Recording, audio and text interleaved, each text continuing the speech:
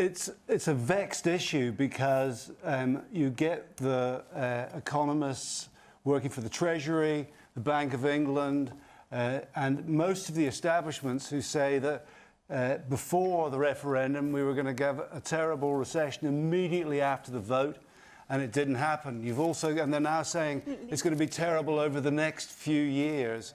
You've also had, as the public, strong representations from economists for free trade who say that's wrong, it's going to be plus 7%.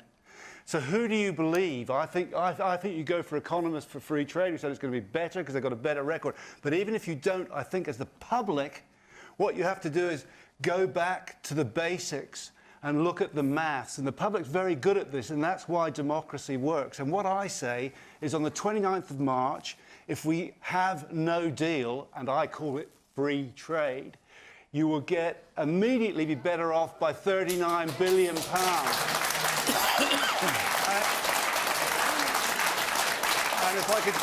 if I could just make another couple of points, these are tangible things that you can ignore the economists and weigh up yourself. You can also get control of fishing. That's a tangible thing which you can weigh up. Let's just stick with the money, because that was what the question is about. We may come to fishing later. This is, David, about the money, because this is the money that people can identify with. And the other thing is, just lastly, you can eliminate the tariffs, the invisible tariffs that you pay on oranges, rice, and 12,000 other products. We collect it here and send it to Europe. So you can reduce prices in the shops, plus add democracy. All those things I think the public can weigh up, and they did before the referendum. And I think we're better off on day one without a deal, and it will continue to get better. OK. People have said the government hasn't made sufficient preparation for no deal. But turn that on its head. The EU has made no preparation for no deal. Has it made any preparation to reduce expenditure in Romania or Poland or the Czech Republic if we leave and they don't get 35 to 40 billion pounds out of us? No.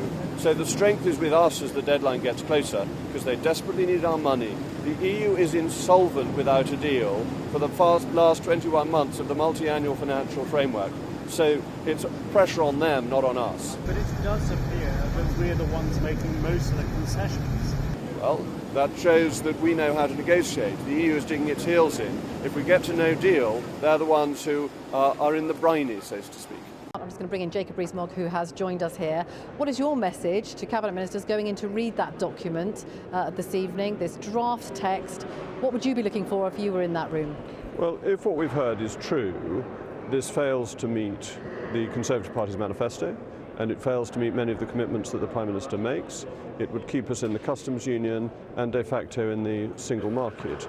This is the vassal state. It is a failure of the government's negotiating position. It is a failure to deliver on Brexit, and it is potentially dividing up the United Kingdom. It is very hard to see any reason why the Cabinet should support Northern Ireland being ruled from Dublin.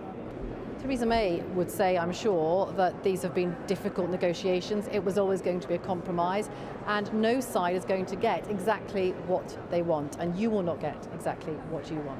Theresa May has said many things. She said that Brexit would mean Brexit. She said that no deal was better than a bad deal. And she said that no Prime Minister would agree to separating Northern Ireland from the rest of the United Kingdom. Sometimes what she says and what she does do not match.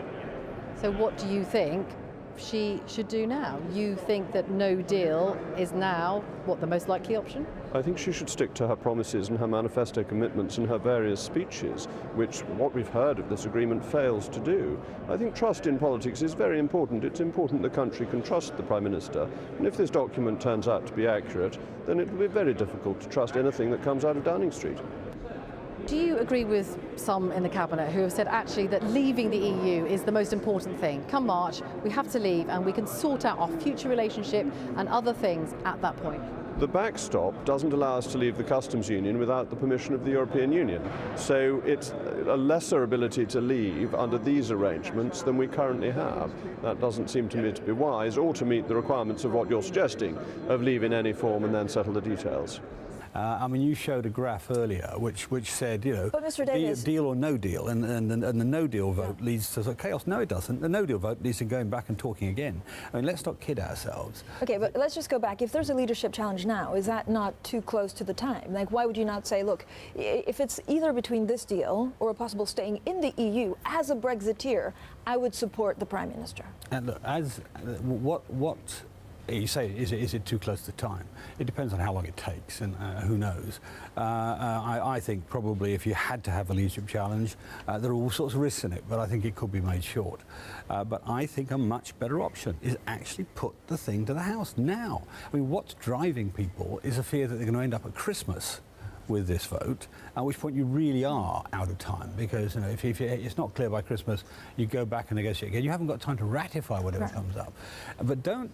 I mean, one of the things that happens in London very often with media is they tend to take the Brussels assertions as sort of the God-given truth, and it's not. It's a negotiating stance.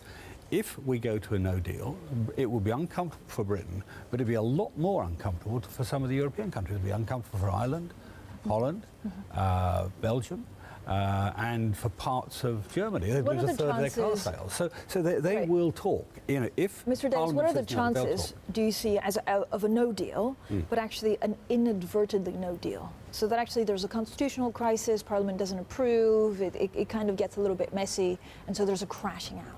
Is that a 20% chance? No, I think, I mean, the very fact you've got a ratification period will give you a sort of 3-month warning of no deal. I mean, my view, frankly, is that the government should be ramping up the preparations for no deal anyway, as a matter of standard procedure.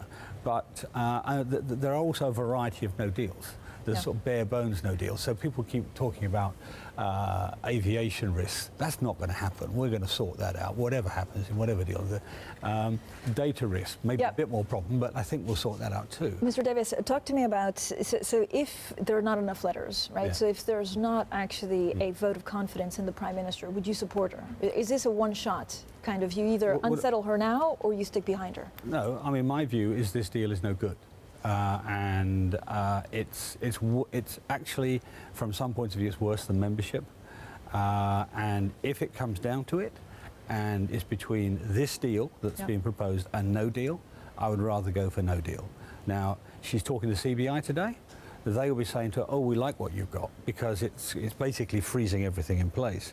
But the CBI is just one arm of industry.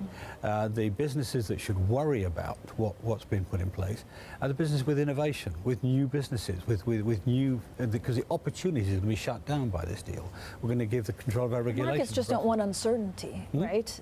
Markets don't want uncertainty. Well, investors want certainty. They want stability. Big business wants stability. Right. No doubt about that. Small businesses want it too. The new businesses don't. I mean, if you had here sitting in this chair James Dyson, one of our great innovators, he wouldn't say he wanted certainty. He'd say he wanted opportunity. He wants to be able us to be able. Right, but you need capital to go into your business if you're small, big, or medium. Yeah, but capital doesn't pursue certainty. Capital pursues opportunity, and the danger of this proposal is it will shut down future opportunities. Just imagine.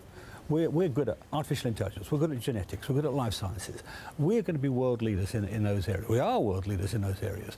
If in 5 years' time, Brussels is controlling the regulations for all of those areas where we are supposedly world leaders, we won't be world leaders for very long, because they'll rig the regulations against us, as they've done in the past. Mr. Davis, so you're asking Theresa May to actually go put this to Parliament straight away. Put it to Parliament straight away. You've said in the past that Parliament would vote behind a deal out of fear. Do you think it'd be the case now? No, that was a misinterpretation. What I said was that both sides in the negotiation were driven by fear of no deal. Not Parliament, but driven by fear of no deal. That means that both sides will have pressure on them to come to a conclusion, which is why I say if she goes back after losing in Parliament, because that's what I think will happen. So you think she would lose? I think she would lose. I think it's very likely. And in December, no matter when she does. I think whenever she brings it, I think she'll lose.